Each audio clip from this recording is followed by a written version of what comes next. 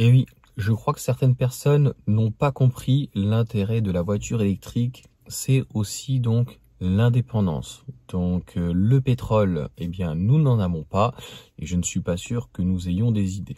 Donc je fais des vidéos en tout cas dans l'ensemble pédagogique on va dire, ou en tout cas je donne mon expérience personnelle.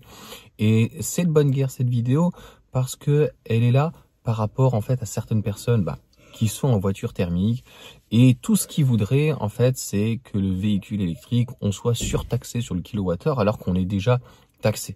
Donc moi personnellement je ne me plains pas.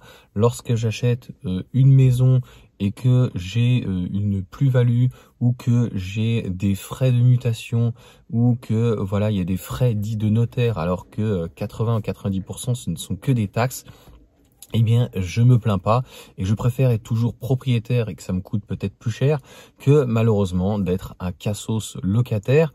À un moment donné, tout ça, ça va s'arrêter. À un moment donné, on peut pas se retrouver avec des gens qui ont une baraque à, mettons, 500 000 € et avoir des gens qui payent un loyer à 100 balles alors que le prix réel est à 1000 ou 1500 €. Donc, cette vidéo, en tout cas, elle est de bonne guerre. L'Iran, qui est promoteur, qui promeut finalement la voiture électrique, je pense que c'est une très bonne chose. Les taxes, c'est pour tout.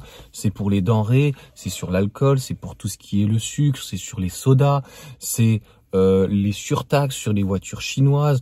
Ça va être vraiment, qu'est-ce que vous voulez que je vous dise, surtout sur le tabac, etc. J'ai l'impression que vous découvrez ce que c'est la République, la 5e République, à la fin un petit peu de sa dégénérescence, c'est-à-dire qu'elle cherche de l'argent là où il y en a.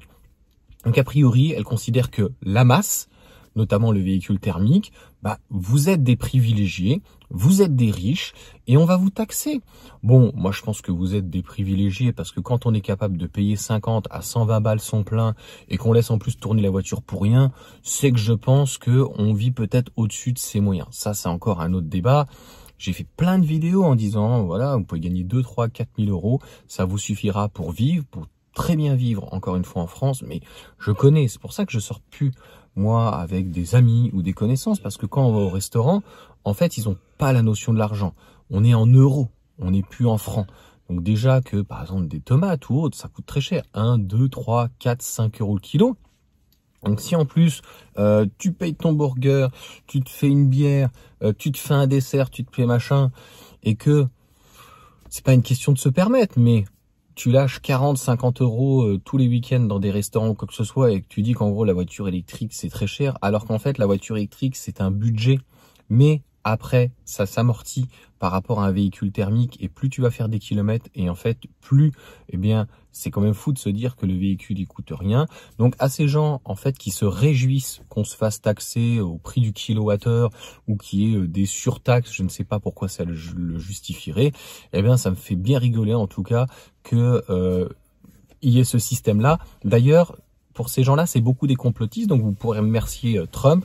Trump, donc, en tout cas l'administration, le Pentagone, parce que Trump, lui, ce n'est juste qu'un exécutant.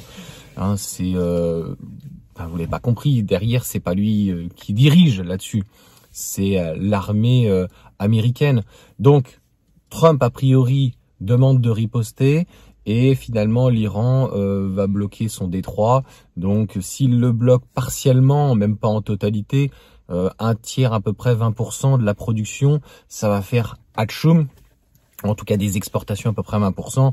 S'il y a une baisse, entre guillemets, qui arrive en Europe de 10% de moins. Voilà, je vous l'ai dit, la voiture électrique, on est interdépendant par rapport aux batteries. Donc, c'est une connerie. Je ne pourrais pas le dire mieux.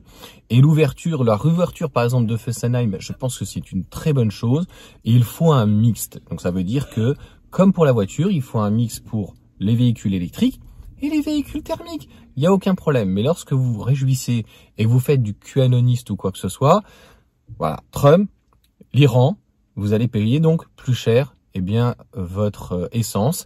Et si vous pouvez vous le permettre, en fait, c'est de décaler. Quand vous avez un budget de 10 000 € et vous faites 20 000 km par an, tu as des petites modèles 3 d'occasion. Je comprends que le neuf est relativement cher, mais bon, une voiture moyenne médiante en France, c'est 34 000. Donc médiante, ça veut dire ce que ça veut dire. Donc si tu es en dessous, c'est comme dans une classe, tu vois. Tu es le mauvais élève. C'est pas grave. On a le droit d'être nul aujourd'hui en France. Ça fait 30 ans qu'on nous le dit, que la gauche nous le dit, mais même la droite, c'est pas mieux. Donc, on a le droit à la fainéantise. On a le droit, voilà, d'être dans des difficultés. On a le droit, voilà. Donc, la seule chose que je peux vous dire, ça va bien se passer. Et puis, je referai peut-être quelques vidéos parce que le pétrole entre 2 et 3 euros, ça me fait rigoler. Et j'ai le droit de rigoler. Mais le kilowattheure à 40 centimes, ça me fera rigoler, mais je pense que ça n'arrivera pas parce que tout le monde va installer du photovoltaïque avec des batteries stationnaires. Et c'est ça que t'as pas compris, c'est-à-dire que anticiper 5 ou 10 ans avant, ça évite en fait de se faire enfiler par l'État. Allez, à méditer.